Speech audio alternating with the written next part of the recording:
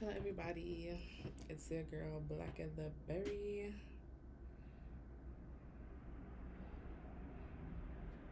This is my first stream.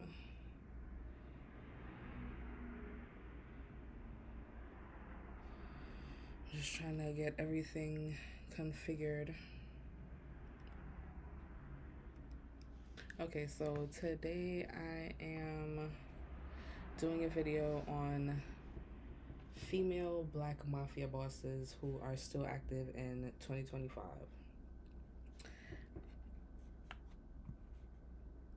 Crime, women tip. So just a backstory, I did not watch this video yet. My shit is going in and out. I don't understand why. But yeah, I did not watch this video as yet. This is a raw reaction. I'm also gonna be recording it to put on my YouTube too. But yeah, I hope y'all enjoy. Whoever does tune in, I hope somebody tunes in.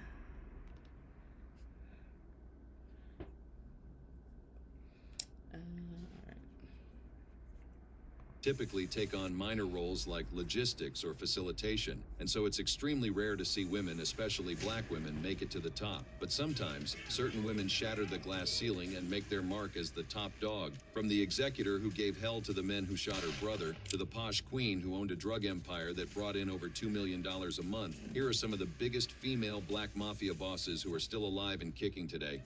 Jemiker Thompson.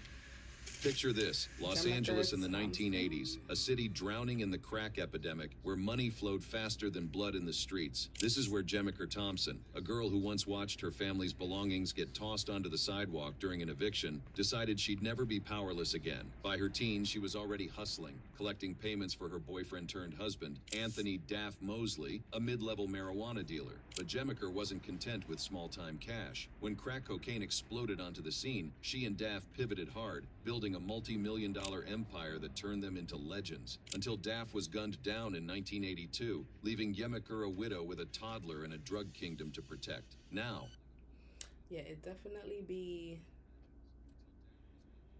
when your back is against the wall, yo. Anything's possible. There's been a couple times I was ready to sell some drugs too. Let's keep it a buck. most people would have folded. Not Jemiker. She doubled down, morphing from Jamaica. a grieving single mom into the undisputed queen pin of LA's underworld. At her peak, she was moving 3 to 4 kilos of cocaine a week while still in her 20s, laundering cash through a high-end hair extension business that catered to celebrities. She recruited distributors nationwide, fronted kilos on credit, and even stuffed $25,000 drug money into a girdle during a cross-country flight. The FBI dubbed her a queen pin for a reason. She outsmarted rivals and law enforcement for years, even vanishing into thin air for 18 months when the heat got too intense. But every empire has its downfall. In 1993, love for her son lured her back to LA for his 6th grade graduation, where federal agents slapped cuffs on her in front of the whole school. Facing 25 to life, she struck a plea deal for 15 years, and behind bars, she found God. By the time she walked out in 2005, she'd traded drug money for ministry, founding Second Chance Evangelical Ministries and preaching redemption. She even co-wrote a memoir, Queen Pin, framing her past as a cautionary tale. On paper, Jemiker's story ends there. A reformed saint, now 60, living quietly in LA with her husband. You go, Jamaica. It's very hard to, give up the fast money in this kind of life. So I'm sure it took a lot. But people, please don't have to go through a lesson like this. Champ. 15 years? But let's be real, the do streets it. don't forget, and neither do the whispers. For starters, retiring from the drug game isn't like quitting a desk job. Those connections, the muscle memory of moving products, the millions she once laundered through businesses, that doesn't just evaporate. The 2025 drug trade runs on encrypted apps and crypto, a far cry from the 80s street corners. But who better to advise on evading modern surveillance than a woman who outran the feds for years? Of course, there's no smoking gun. Jemiker plays the role of redeemed evangelist flawlessly, attending church and mentoring ex-cons. But in a world where cartels still operate and old networks never die, skepticism lingers. So is Jemiker Thompson still pulling strings in 2025? Officially, no. But in the shadows where legends thrive, let's just say the Queen Pin's crown might be dusted off more often than her sermons suggest. Next on this list is another drug-pushing queen who took over after the death of her husband, Thelma Wright. I think I've Imagine seen it's Thelma Philadelphia in the before. late 80s, a city gripped by the crack epidemic. This is where Thelma Wright, a grieving widow turned ruthless kingpin, or should we say queenpin, stepped into the spotlight. Her husband, Jackie Wright, was a major player in Philly's narcotics scene until he was murdered in 1986. For most people, that tragedy would have been the end of the story, but for Thelma, it was just the beginning. Overnight, she went from a quiet life as a mother and wife to running a drug empire that stretched from the streets of Philly to the sunny boulevards of Los Angeles. And let me tell you, she didn't just step into her husband's shoes, she stomped in them. By the early 90s, Thelma was moving kilos of cocaine and heroin like it was nothing. We're talking $400,000 a month at her peak, enough to make even the most 400 what? Damn. When you get locked up, they take the money too? The money that's accumulated. They can't take that shit, right? seasoned cartel bosses raise an eyebrow. She didn't just By the play the time they game, catch she me, rewrote. If by the time they catch me, I'm gonna make sure I don't got that much on me. The fuck, buy some things, right? But I think everything get taken up if it's in your name. The rules. While male rivals underestimated her as just a widow, she built a network of suppliers, enforcers, and street-level dealers who answered to her alone. Stories from that era paint her as equal parts calculating and fearless. One minute, she's negotiating prices with LA Connects. The next, she's allegedly orchestrating hits on competitors who threatened her territory. But here's the wild part. She did it all while raising her son, keeping up appearances as a regular mom in their North Philly neighborhood. But then in 1991, everything changed. Thelma survived a brutal assassination attempt, a hit that left her hospitalized and, according to rumors, shook her to her core. Suddenly, the risks weren't worth the rewards. Her son's safety became her obsession, and she walked away from the drug trade cold turkey. Or did she? Officially, she retired, avoiding the fate of so many of her peers who ended up dead or behind bars. She slipped into the shadows, moved to the suburbs, and became a ghost in her own story. But if you think a woman with that much grit and street IQ just vanished, you haven't been paying attention. Imagine being able to build an app with your name on I'm it sorry. just I by thinking don't about have it. the, Meet Base 44. Fast forward to today. I don't Thelma get Wright that. is 74 years old, and on paper, she's living a quiet, law-abiding life. No flashy social media, no interviews, no tell-all memoirs. But remember, retiring from the drug game isn't like clocking out of a 9 to 5. The connections, the secrets, the money trails, they don't just disappear. And Thelma, she didn't just have connections. She was the connection. Here's where it gets spicy. Over the past decade, Philly's underworld has seen a resurgence of sophisticated, low-profile drug operations. Product appears out of nowhere. Deals happen with military precision. And interestingly, some of these new players have ties to old-school networks that trace back to the 90s. Coincidence? Maybe. But then there's the sun. While Thelma fiercely protected, could Thelma be mentoring a new generation from behind the scenes, guiding tactics, smoothing over conflicts, leveraging her decades of experience without ever leaving her living room? Only one person can answer that. Next, we have a woman who's one of the most infamous jewelry thieves on the He's planet, kind of fast. Doris though. Payne. What the hell?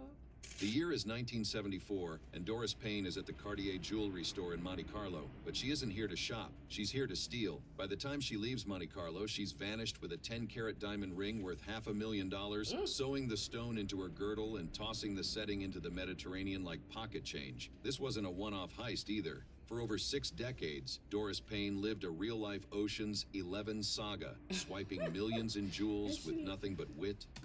I swear it be the simplest looking people that this shit come from. Because this lady looks so nice, quiet, calm, cool, collected. I would have never guessed she was living on freaking Ocean's 11. Y'all watch Ocean's 11? Nerve, and a flair for theatrics. And R.I.P. Bernie Mac. here's the kicker. At 94 years old, the legend might not be done yet. Born in 1930 to a coal miner in segregated West Virginia, Doris grew up playing Miss Lady, a game where she'd dress up and imagine a life far from poverty. That fantasy became her blueprint. By her teens, she'd already stolen her first diamond, allegedly to fund her abused mother's escape from her father, and realized she had a gift. Her strategy, dress like royalty, act like royalty, and exploit the racism and classism of luxury stores. Her sleight of hand. Rihanna said it too. You gotta pretend, okay? She saw herself in that light, and She got it. Tricks were pure artistry. Request a dozen pieces, try them on in a blur, accidentally misplace one to earn trust, then vanish with the real prize during a distraction. The numbers are staggering: 32 aliases, 11 social security numbers, and a rap sheet longer than most lifetimes. She hit stores from Tokyo to Paris, once escaping custody by jumping off a moving train in Switzerland. Even when caught, she'd outsmart the system, like the time she pried a diamond from its setting with a toenail clipper while detained in Monaco. By the 2010 S, she'd become a folk hero, starring in her own documentary while still racking up arrests, including a 20... She did what? She starred in her own documentary while collecting. I'm sorry, sis. What was her name? She got it.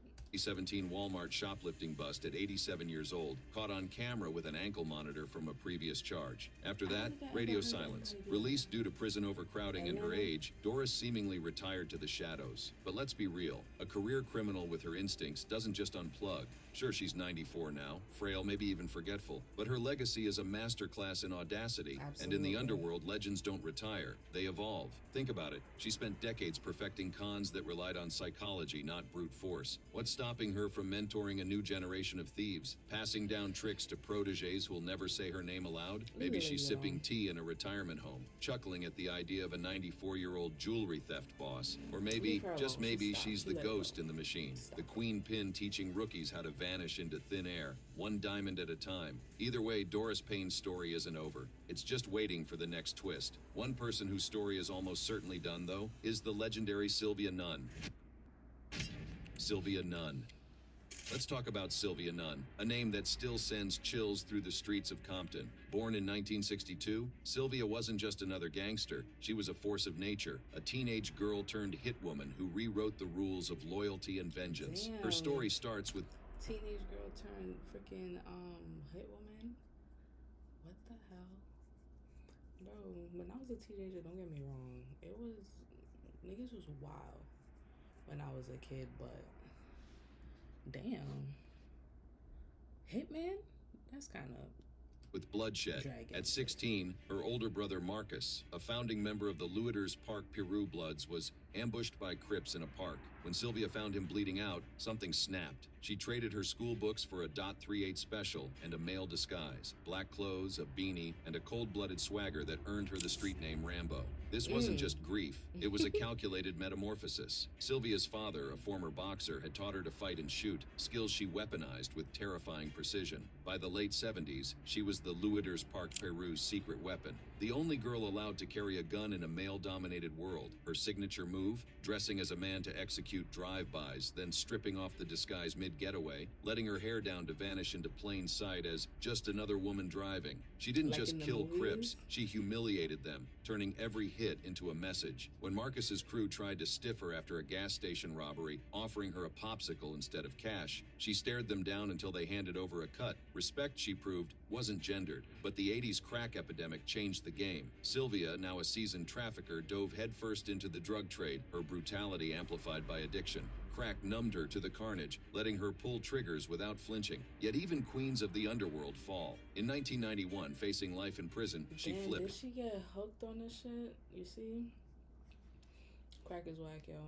Even though them days, they had no clue. You know what I'm saying? That's kind of like vape now for y'all young people. But, girl, if you was already bugged out before the fucking crack, you can imagine. Snitching on her I'm not crew to saying avoid a nothing. cell. I need to look up the words for this shit because I don't want to be saying nothing too crazy. But the streets collect debts. Months later, her brother Junior was executed with a bullet to the back of the head. Some say it was retaliation. Others call it karma. What happened next reads like a movie twist. Sylvia fled to Las Vegas, married a former sheriff named John Hardman, and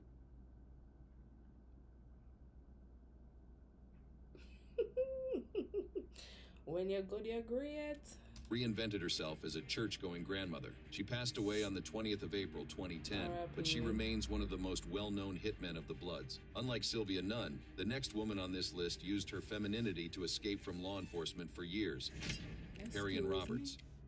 Perion Roberts is a name that once struck fear into Alabama's drug underworld and now sparks curiosity about whether her story really ended with prison and redemption.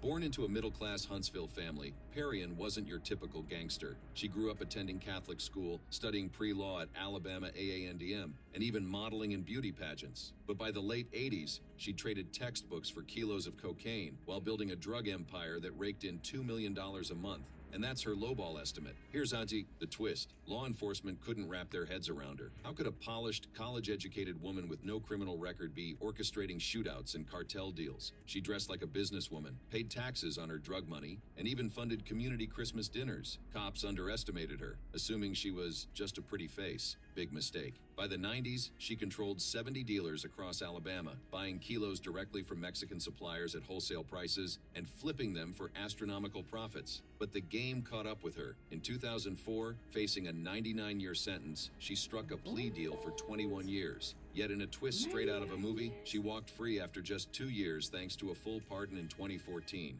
A rarity in Alabama's brutal justice, but the game caught up with her. In 2004, facing a 99-year sentence, she struck a plea deal for 21 years. Yet in a twist straight out of a movie, she walked free after just 2 years thanks to a full pardon in 2014. Yo, she got it, bro. I don't think I want to see anybody else after her. 2 years? Oh, for 99? Rarity in Alabama's brutal justice system. She credits divine intervention, claiming God. She alive. 99 years, and you only walked away out of two out of three, 2 or 3 years or whatever. Girl, you told on everybody. God told her she'd only served 2 years, and she strolled into court declaring it like a prophecy. When the parole board mysteriously set her release date for exactly 2 years later, even her lawyers were stunned. Post-prison, Perion rebranded hard. She became a criminal justice reform advocate, working with the NAACP and mentoring ex-cons. She starred in BET's American Gangster Trap Queens and wrote an autobiography, Beyond a Dream, framing her past as a cautionary tale. But let's cut through the redemption arc a little. At 60-something in 2025, Perion's too smart to sling drugs herself. But in an era where cartels use crypto and gangs recruit via TikTok, her expertise is gold. Oh, She's got the connections. Let's not just glide over that. They really be scamming people on TikTok through these. Listen to me. They scamming people all over. The hustlers. He's right. Like, it's all crypto and scamming and everything on the internet or whatever. It's too much for them to keep up with now, but it's all the same thing. Nothing is new under the sun. It's all the same thing. It's just elevated a little bit. But listen to me. Be careful with when you gifting people on TikTok. I'll be on there soon. Make sure y'all give me, but don't be gifting everybody on TikTok, yo, because they be scamming. They be cleaning cards on TikTok. So I gotta be careful out here. It's the hustle and the charm to mentor a new generation, all while posing as a reformed ex-con. There's no solid proof of this, but as she once said, dreaming is having perseverance. And if there's one thing Perion Roberts knows how to do, it's reinvent the dream on her terms. Yes, next, we have one of the toughest gangsters of the Midwest, Shante Henderson. Picture this, Kansas City, 2007. A 24-year-old woman becomes one of the FBI's 10 most wanted fugitives overnight. Her face plastered neck. Old woman becomes one of the FBI's... Nigga, what? Nigga,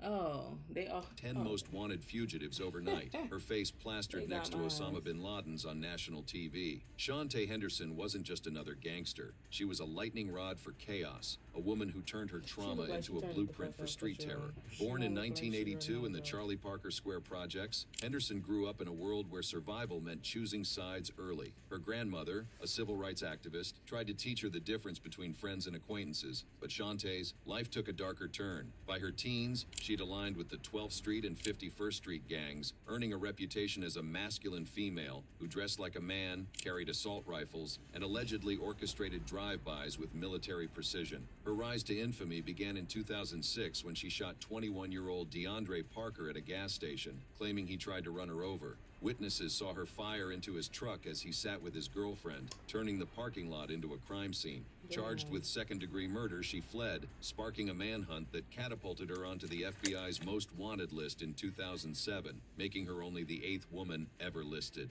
Cops painted her as the ringleader of a gang war, alleging ties to 5 other murders and 50-plus shootings, though nothing stuck beyond the Parker case. Here's where it gets wild. When cops finally cornered her at a Northland apartment complex, she kept them waiting at the door while she put on her shoes and called out, "I don't want to be shot." But the law finally caught up. In 2008, she struck a plea deal, dodging a life sentence for voluntary manslaughter and armed criminal action. 25. Probation for a suspected queenpin? Yep, until 2010, when she was caught with a .40 caliber Taurus What? pistol during a Walmart run, violating probation and landing a 17-year federal sentence. Officially, she'll be released in 2027, but whispers linger. Is she really done? Chances are probably not. The 51st Street Crips and their affiliates haven't vanished. I don't think she's going to be done. I don't think she's gonna be done. She freaking got caught up with a gun on probation. I don't know. Some people, it's like that's just the life they live. They like the thrill. They like the rush of the shit, and they're gonna keep on doing it. The police can't stop them. Jail's not gonna stop them. So, man or woman, don't be underestimating these girls now too, because they be on that shit. If Henderson's crew stayed loyal, she could reactivate old pipelines overnight once she gets out. Even in prison, she's had a decade to forge alliances or debts. So is Shantae Henderson That's still true. active? Officially, no. She's counting days till release. Maybe Right. she's plotting a comeback. Maybe she's already pulling strings. Because in the underworld, retirement's just another con. And maybe she's already How they get their hairstyle to look like that up in there? They got weave in jail? pulling strings. Because in the underworld, retirement's just another con, and Shantae Henderson's always been the best in the game. Next, we have the suburban Jamaican, who is pushing tons of marijuana in her prime. Charmaine Roman. Meet Charmaine Roman, Charmaine. the unlikeliest drug kingpin you'd ever cross. Born in Jamaica, Roman built a dual life so convincing, even her own family allegedly had no clue she was bankrolling a violent... That is not uncommon for Jamaican culture. Let's just settle that right there. Do let them have double life. marijuana empire that smuggled thousands of pounds of weed from Mexico to Central Florida. Her hustle? Dressing like a soccer mom while laundering millions through Vegas casinos and dodging cops for nearly a decade. But here's the twist. In Smart. 2025, whispers still swirl that her retirement might be a myth more than anything. Let's rewind. By the 2000s, Roman was the financial mastermind behind a Jamaican drug ring so sophisticated it moved product using freight shipping, private vehicles, and even the U.S. Postal Service. She Well laundered said. over $3 million at the Wynn Casino in Las Vegas, blending dirty cash with her hobby of high-stakes gambling and scratch-off lottery wins. One of those $15,000 ticket payouts even triggered a home invasion where armed men tied up her daughter, handing the cash. But Roman? She kept her cool, later testifying about the ordeal like it was a minor inconvenience. Her front? A concert promotion business called Sure Thing Investments, a classic shell company that hosted exactly one documented event. Cops called it a fairly common facade for drug ops, but Roman One event. Oh, so they just played have the something role on paper. flawlessly. She filed taxes, raised her grandson, and stashed IDs under aliases like Antoinette Lewis, all while coordinating 400-pound weed shipments to Orlando warehouses. When feds finally busted her in 2013, they found passports, social security cards, and birth certificates in multiple names, proof she'd been ghosting the system for years. Now here's where it gets spicy. After her arrest, Roman spent years bouncing between ICE detention and legal limbo, fighting deportation to Jamaica. By 2022, she was still in custody. Her true identity still a mystery to authorities. But let's be real, a woman They still don't know who she is.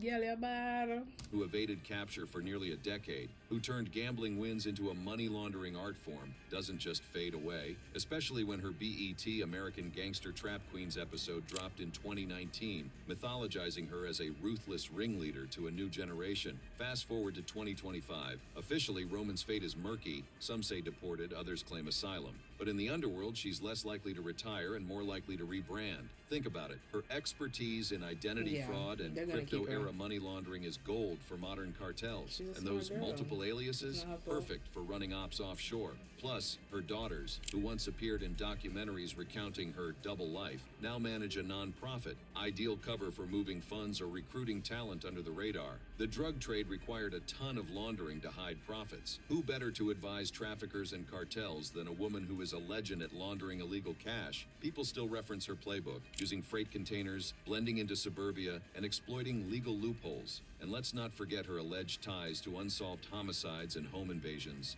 crimes that just happen to spike in areas where her old networks thrive. Finally, we have the woman with a fortune from fraud while dressed in chic suits. Aisha Hall. Imagine it's New York City in the mid-2010s, Big up a world of Charmian. penthouse views, designer... Listen, I'm not condoning whatever, but her thing was about weed, so we ain't too worried about the weed like that. I'm talking about the other big ones, yeah, whatever. Sis made her millions off of the weed, and now in this day and age, girl, she gonna be good. It's not gonna be that serious because we don't even Isn't it like a whatever class? Didn't they drop the class narcotic on it anyway? The only thing is, weed is so accessible now. It's like, do they even, unless you do like shipments like that, you get what I'm saying? But I feel like maybe the weed business ain't even as lucrative.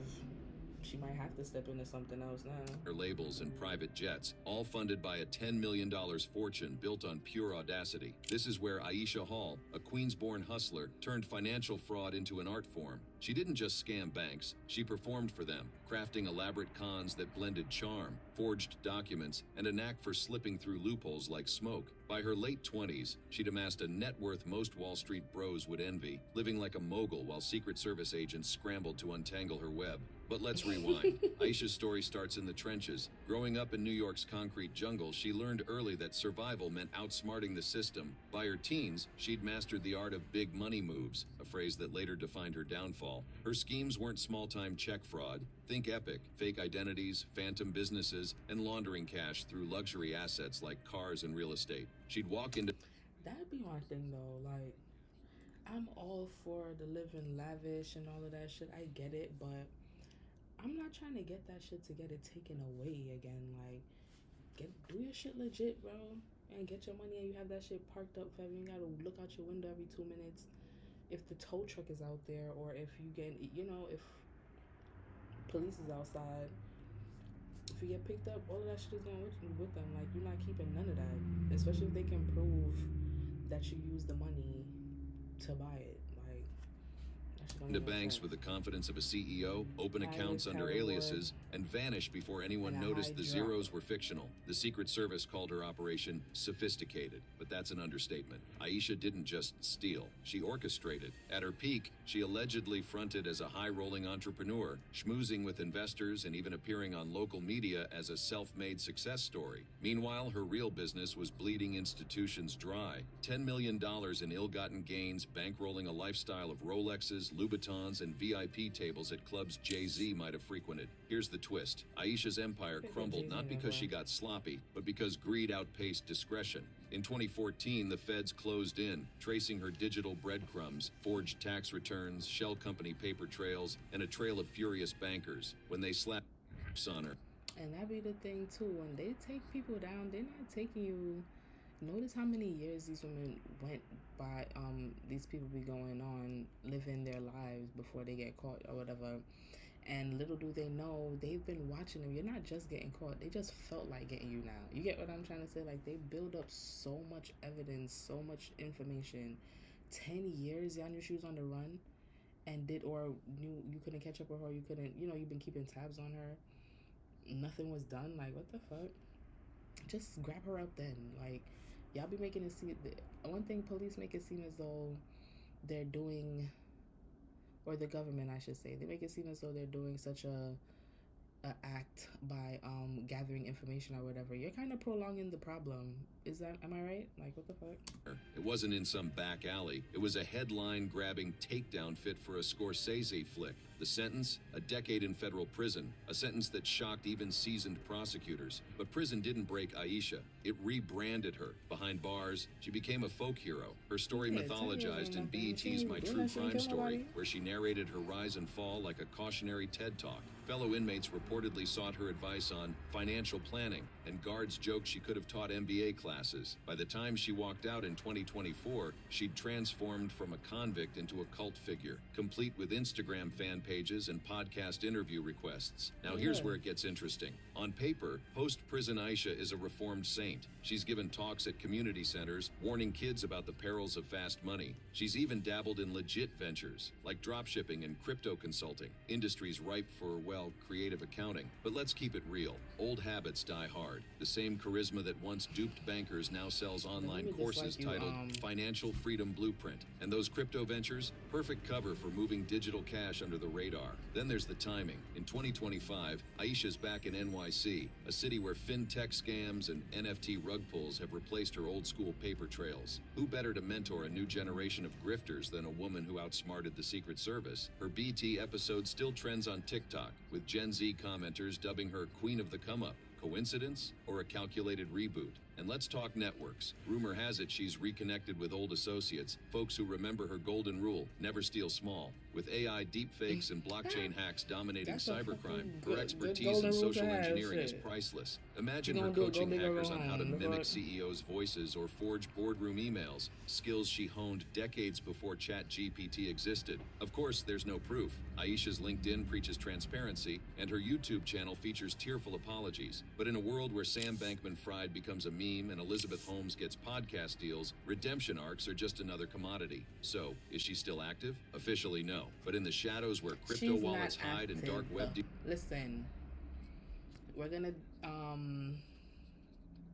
this video was from Underworld Life on YouTube. He about to piss me off right now because she's not doing anything. Leave the girl. Don't reach.